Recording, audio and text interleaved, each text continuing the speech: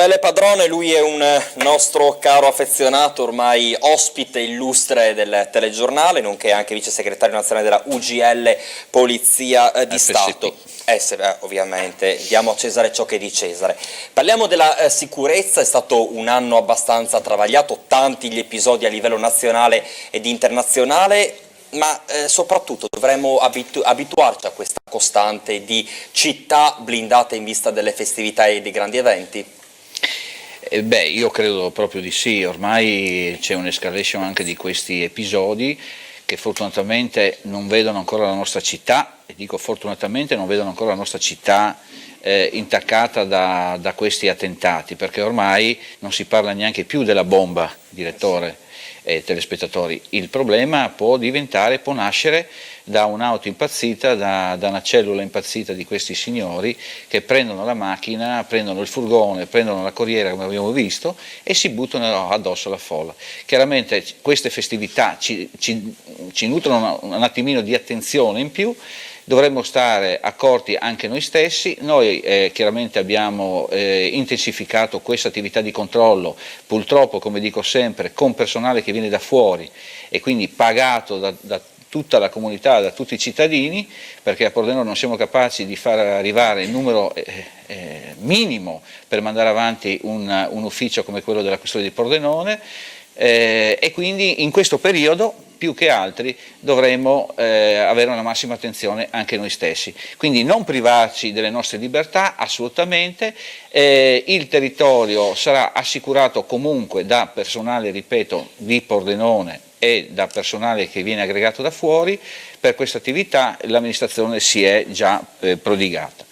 Io dico di sì, quando lei mi chiede se ci dobbiamo abituare rispondo ulteriormente di sì, perché? Perché non abbiamo più una delinquenza comune, locale e tantomeno italiana, e quindi come vedremo, io ho visto delle statistiche su quelli che saranno poi i dati che la nostra amministrazione dovrà chiaramente dare, ma è facile guardare da soli che la tipologia dei reati è cambiata, cioè prima anche nella nostra provincia c'erano sicuramente più rapine, più furti, oggi la delinquenza... Anche la gente che li denuncia, ma sì, perché io... tanto dice, ma li denuncio e poi questo io non metto la mano sul fuoco su questo, però la nostra attività di prevenzione per quello che è quando il 113 suona, va bene, la tipologia di reato purtroppo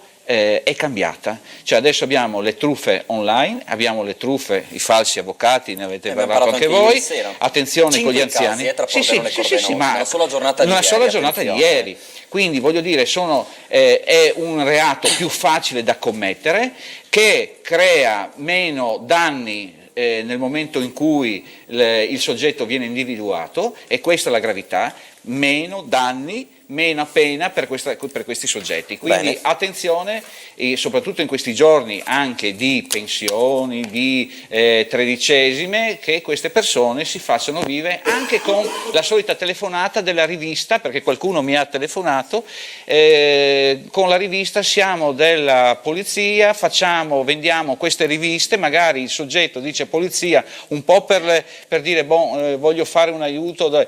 La polizia non chiama nessuna attività di sindacato, chiama a casa per avere questi abbonamenti, quindi mettete giù il telefono e magari avvisateci. Chiamare sempre il 112, è il numero unico. 112 è il numero unico, io ho visto passare delle vostre informazioni e quindi chiamate, perché almeno stronchiamo nel nascere questa attività. Una cosa voglio dire, attenzione, perché ne parleremo magari sabato prossimo, che siamo proprio alla vigilia del 31, ma già episodi di persone che si fanno male con i fuochi d'artificio, con i botti, con tutto quello che ha una categoria esplosiva magari vietata. Attenzione, perché anche noi nella nostra provincia poi il 1° di gennaio andremo a contare dei danni, ma danni relativi a mani che partono, ecco, bambini, mutilazioni e amputazioni, ecco, purtroppo. Approfitto Sì. degli auguri. L'altra volta abbiamo parlato per il comparto sicurezza, uomini e donne del comparto sicurezza, quindi dalla polizia municipale alla nostre forze dell'ordine.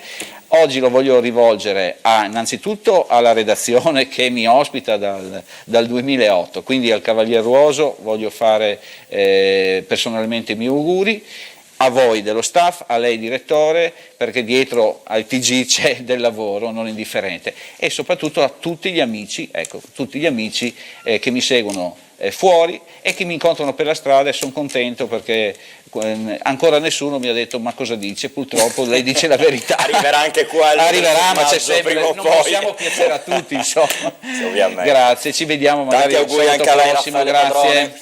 Continuiamo con il telegiornale.